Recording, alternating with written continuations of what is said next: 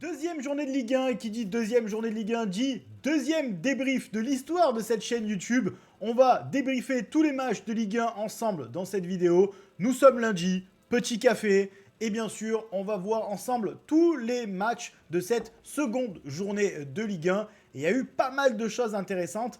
Vous pouvez aller voir ma vidéo pronostic sur la J2 qui était sortie mercredi ou jeudi dernier. Tu vas pouvoir comparer un petit peu, voir si j'étais dans le bon ou pas. Alors, spoil alerte, je crois que j'ai plus ou moins 50% de bons résultats. Le reste, c'était faux. Mais il s'est passé quand même de sacrées dingueries dans cette journée et on va en discuter ensemble. Avant qu'on aille en parler, je compte sur toi pour mettre le pouce bleu, pour t'abonner à la chaîne et bien évidemment pour commenter cette petite vidéo à pas piquer des hannetons. Je compte sur toi. Et un petit coucou aux crocos, aux anciens crocos de Nîmes qui regardent par moment la chaîne et mes vidéos. Je vous fais un gros bisou et j'espère que vous passez un bon moment. En tout cas, merci pour la force que vous donnez.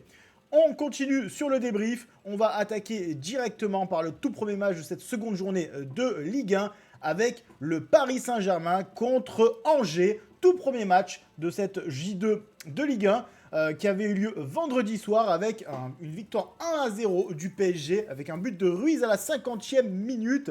Écoutez, pas grand chose à dire sur ce match-là. Honnêtement, si vous l'avez vu, il n'y a pas de débat. Le PSG a survolé ce match malgré le petit score entre guillemets de 1-0 sur ce match-là. Angers est venu pour mes amis angevins. S'il y en a qui passent sur la vidéo, je suis désolé, mais autant rester chez vous. Hein. Restez chez vous. Ne montez pas sur Paris si c'est pour faire ça. Je vois pas l'intérêt en fait. Je vois pas l'intérêt. Alors ouais, t'en as pas pris 4, c'est bien. Pour le goal average, potentiellement, ça peut t'aider dans la saison, je ne sais pas. Pour la confiance, pour le moral, de ne pas en prendre 4 et d'en prendre qu'un à Paris. Mais hormis ça, je vois pas trop l'intérêt. Je vois pas trop l'intérêt. T'as été assez ridicule. J'ai trouvé Angers ridicule sur ce match. Ils sont venus à 11 devant la défense. Ça n'a rien proposé de tout le match. Aucune intensité, aucune agressivité, aucune tentative. Alors bien sûr, dans tous les cas, ils auraient probablement perdu le match parce que le PSG est beaucoup trop fort. D'accord, ok, pas de problème. Mais au moins fais illusion. Je sais pas, au moins tente un petit peu. Je sais pas, un petit peu d'agressivité, un petit peu d'intensité. Au moins au début, au moins le premier quart d'heure. Ou, je sais pas, au moins 10 minutes dans le match, quelque chose. Tente, c'est pas grave. Dans tous les cas, tu sais que tu vas perdre ce match. Au moins montre que tu vas essayer. Là, non, non. Comme je le disais, zéro agressivité, zéro intensité, aucune proposition dans le jeu. Ça a juste défendu en croisant les doigts de ne pas prendre de but et faire 0-0 et peut-être marquer par miracle. Mais vraiment, moi je trouve ça assez détestable de faire ce genre de choses. Alors ça va pas être les seuls à faire ça. Mais voilà, je trouve vraiment que ça n'a aucun intérêt. Alors, seul intérêt, à la limite, comme je te l'ai dit, c'est d'éviter d'en prendre 3 ou 4. Bon, super, génial, bravo, vous avez perdu que 1-0 contre le PSG. Et si Lyon fait la même chose, je dirais exactement la même chose. Hein. D'ailleurs, il y a un match où Lyon a fait pareil il y a 1 ou 2 ans. J'ai exactement dit la même chose. J'avais pas de chaîne YouTube, mais je débriefais sur d'autres chaînes ici. Donc, non, c'est ni fait ni à faire. 21 tirs à 3, 4 tirs cadrés à 0. 84% de possession de balle à 16%, 918 passes réussies à 141, enfin bref. Victoire du PSG logique devant un Angers qui n'avait pas envie de jouer au football et c'est bien dommage. On continue les résultats de cette journée de Ligue 1 avec Marseille après Paris-Marseille. Marseille qui l'emporte 5-2 contre le PFC. J'avais dit que Marseille allait gagner, j'avais dit que Paris avait gagné, bon, pas non plus les pronos de l'année. Mais bon, au moins on l'avait dit.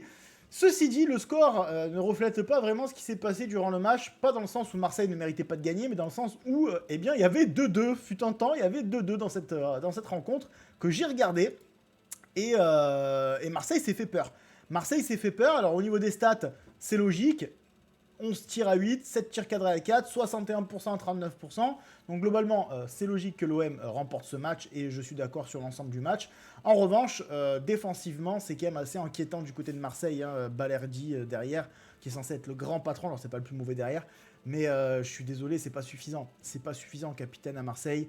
T'es censé lead ta défense. À aucun moment tu le vois replacer ses latéraux. À aucun moment tu le vois commander sa défense. À aucun moment tu le vois haranguer les troupes. Bref, pour l'instant, Balerdi, c'est c'est pas assez, c'est pas suffisant. Et pour Marseille, il va falloir que Balerdi soit à un niveau bien supérieur, puisque c'est censé être le meilleur défenseur de ce groupe-là. Peut-être Medina quand il sera là. Mais même, c'est le capitaine, donc il est censé insuffler une âme. Et pour l'instant, il insuffle rien du tout. Et c'est très décevant de la part de Balerdi. Encore une fois, c'est pas le pire derrière un Murillo, c'est catastrophique. Mais Balerdi, j'en attends plus de ce joueur-là. Et on devrait tous en attendre plus de ce joueur-là.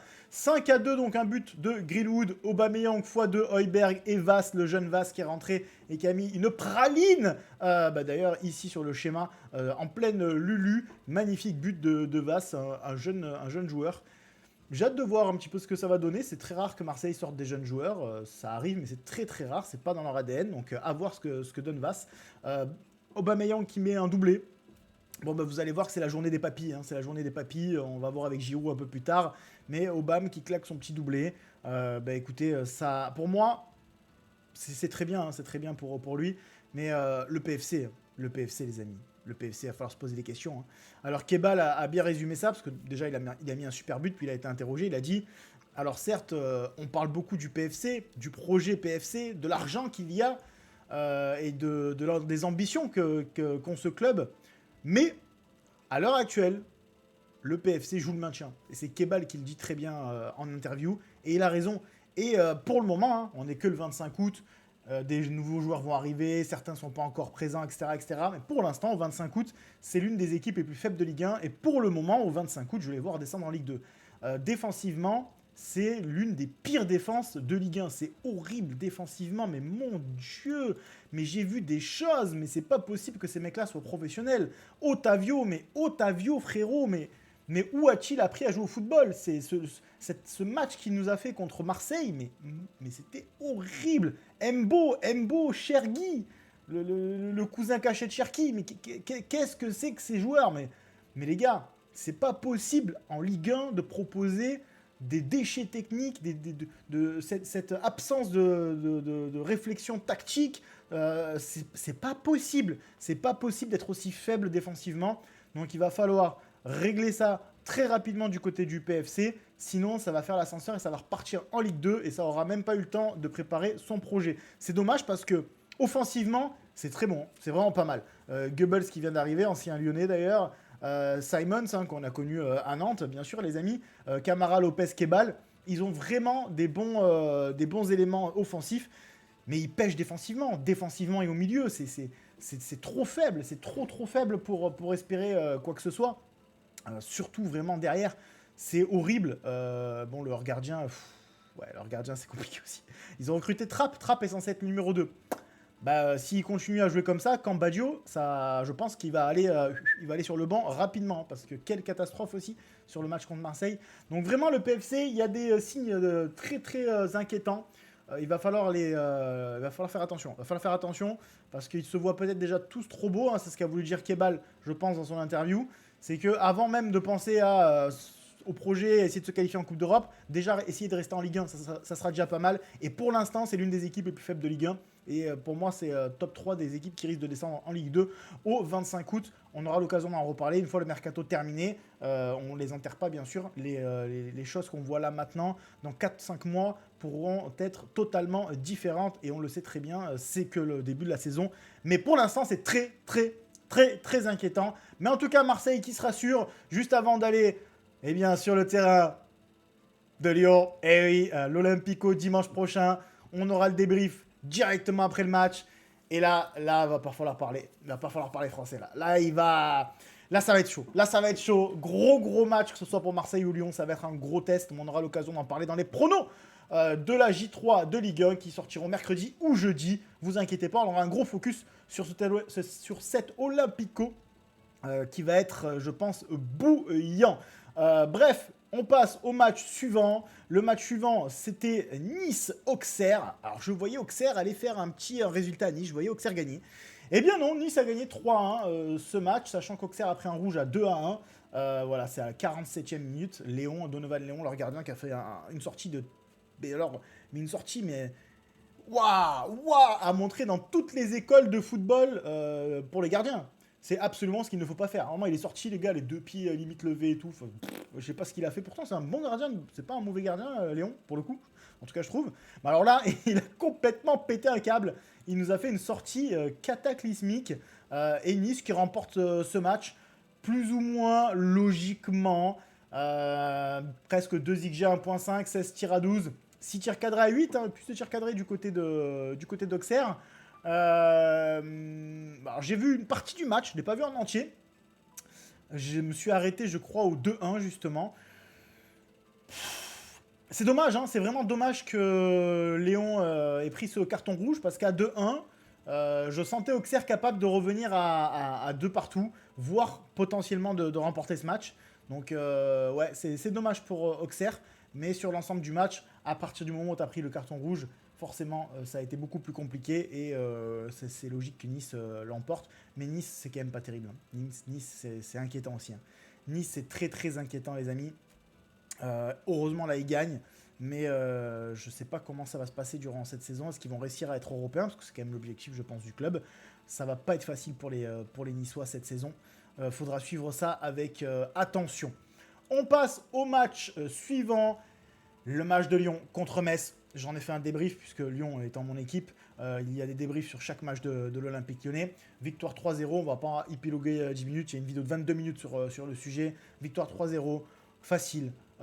Du côté de l'OL, avec beaucoup de maîtrise, avec un Tyler Morton exceptionnel, avec un Malik Fofana exceptionnel, avec un Niakate très très bon, qui a permis de faire des décalages, tout simplement par le fait de porter le ballon au milieu de terrain, de s'appuyer sur la ligne offensive. Il a porté le surnombre au milieu, et du coup derrière, ça pouvait déboucher sur des combinaisons à 3 avec, par exemple, Maitland Niles qui était lancé. C'est notamment un petit peu ce qui se passe sur le but, même si c'est pas Niakate de base qui est au lancement, avec la magnifique passe de Morton sur AMN. Enfin bref, un Olympique Lyonnais qui a été dans le contrôle, et c'est très rare. Hein. Moi, je suis pourtant lyonnais, c'est très rare qu'on puisse voir ce genre de match du côté de Lyon, et ça fait, je crois, 6 ans que Lyon n'avait pas remporté leurs 2 premiers matchs de championnat. 6 ans.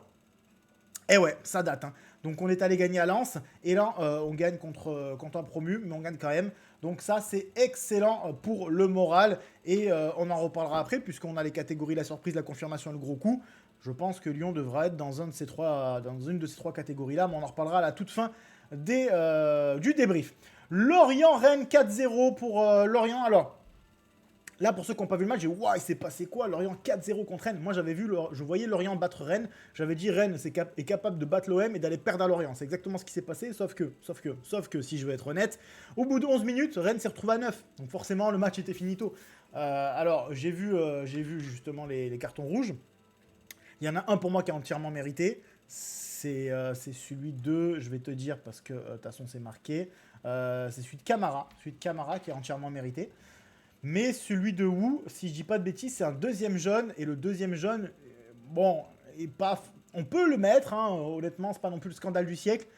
Mais bon, à la 11e minute, tu sais que tu vas mettre l'équipe adverse à 9. C'est pas un attentat, c'est une petite faute. Est-ce que tu as besoin de lui mettre le deuxième jaune? Je suis pas persuadé. Ceci étant dit, bah forcément à 9 contre 11, et malgré le fait qu'il soit à 9 contre 11, il y a... alors c'était qui? C'est Seko Fofana, je crois. Seko Fofana qui a eu une occasion, une frappe qui a tapé la rette à 0-0, à 9 contre 11. C'est assez inquiétant pour Lorient. Ils ont gagné 4-0, mais ils ont été... même à 9 contre 11, ils ont été en danger. Enfin, c'est terrible, hein, vraiment. Regardez le résumé. Ils ont été en danger.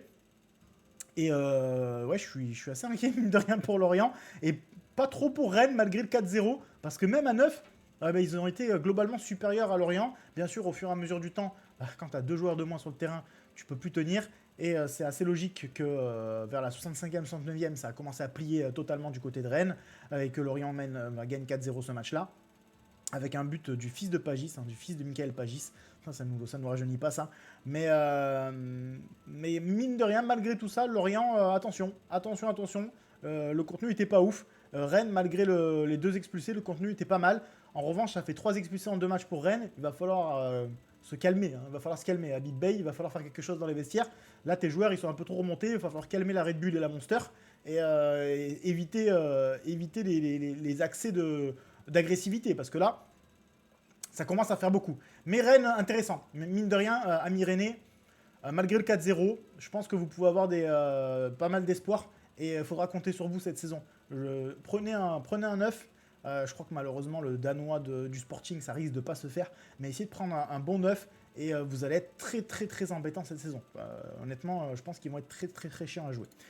On passe au Havre contre Lens. Victoire de Lens 2-1. J'avais pronostiqué une victoire de Lens au Havre. C'est chose due et assez contrasté parce que dans un sens, Lens mérite sa victoire, mais s'est fait peur. Ils se sont fait peur. Alors, et là, pour le coup, les stats, j'ai vu le match. Les stats, je trouve que ne représentent pas réellement ce que j'ai vu.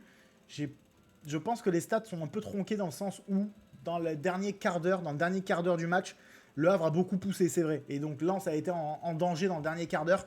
Et je pense que la majorité des stats qu'on voit ici ont été faites lors de ce dernier quart d'heure-là. Donc, c'est vrai que peut-être que le nul aurait été mérité finalement par rapport à ça, parce que le Havre a beaucoup poussé, mais Lens a su bien défendre, un peu comme Lyon la semaine dernière, et finalement remporte le match 2-1.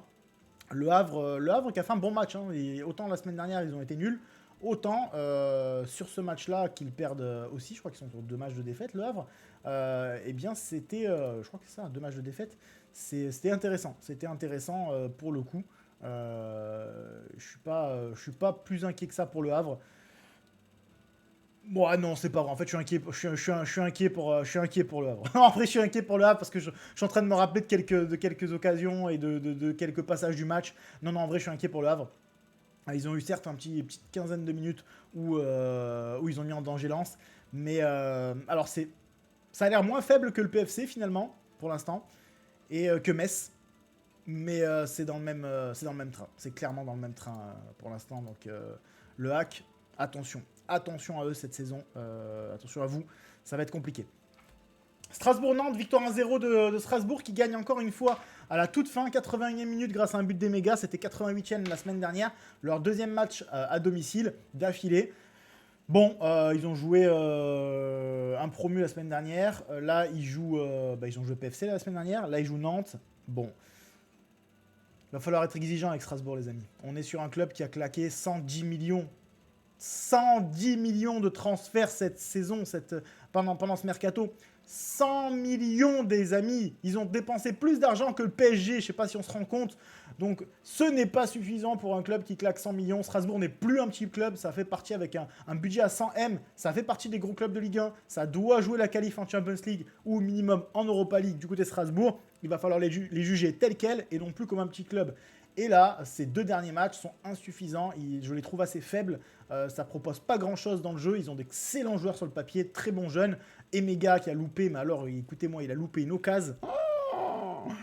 Je pense que, waouh, j'avais pas vu ça depuis très très longtemps. Seul sur la ligne, il met un plat du pied, le ballon monte. Je sais pas comment il a fait. Vraiment, honnêtement, je ne sais pas comment il a fait. Alors, il se rattrape parce qu'il met une très belle tête décroisée sur le côté gauche de Anto Lopez à la 81e minute, qui fait que le Strasbourg remporte le match sur un centre de Bakwa, si je ne dis pas de bêtises. Mais ça a été quand même très, très, très compliqué. Hein. Très, très, très compliqué. Et on attend beaucoup mieux Strasbourg. Et Strasbourg joue jeudi à Brøndby au Danemark pour sa qualif en Conference League.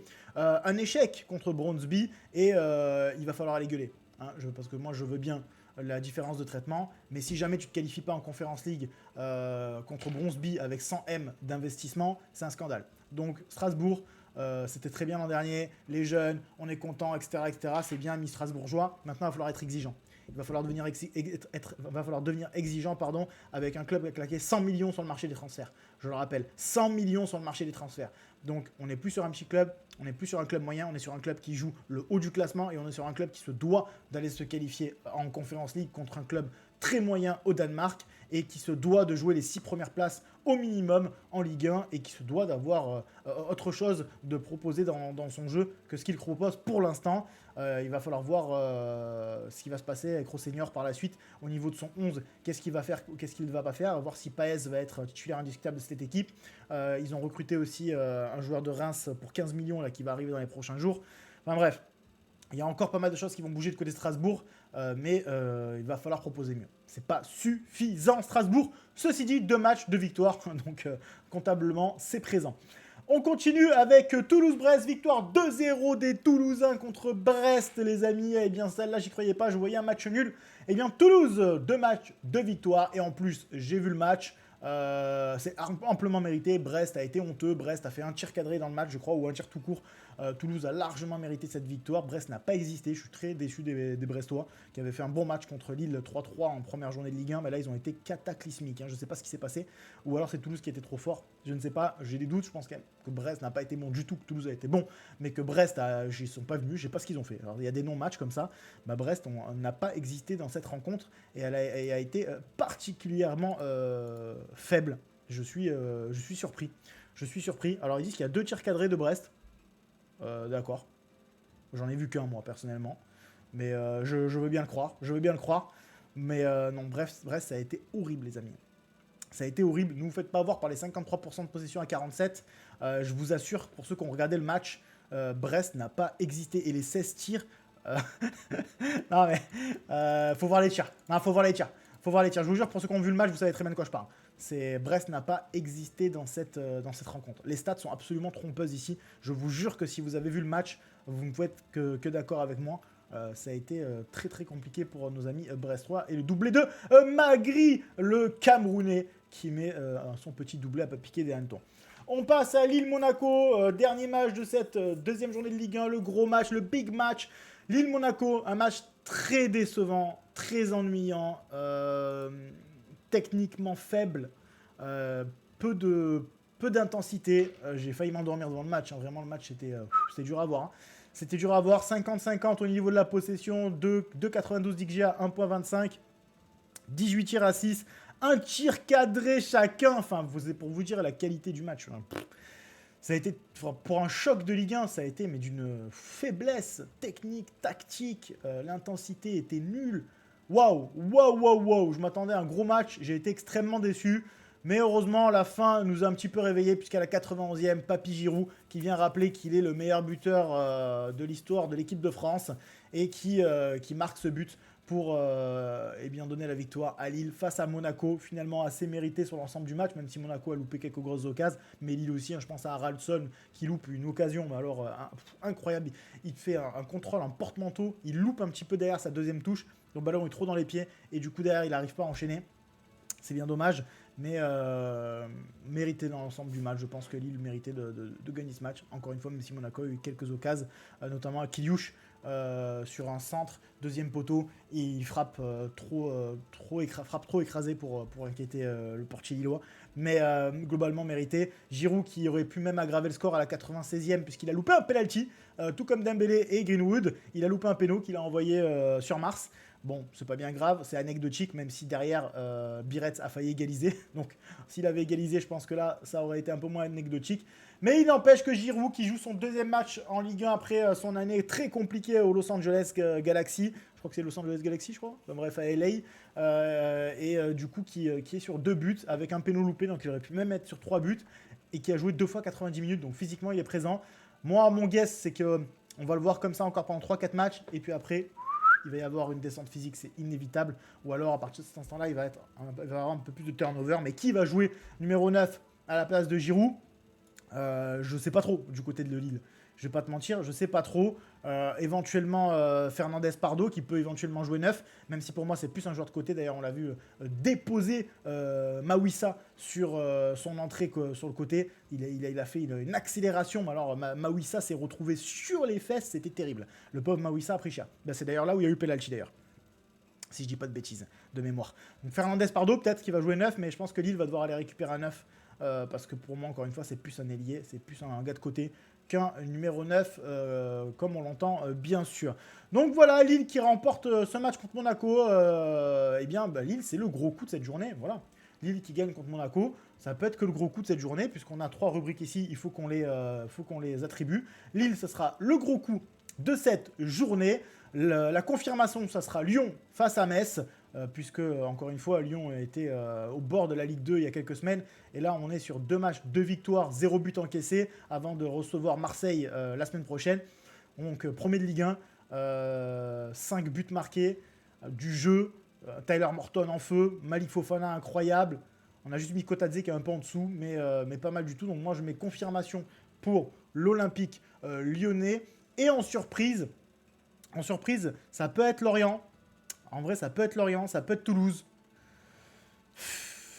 Est-ce que Lorient à 9 contre 11, c'est une surprise? Parce que moi, j'avais dit que Lorient allait gagner contre Rennes, dans tous les cas. Donc, est-ce que je les mets? Je sais pas. Ou Toulouse.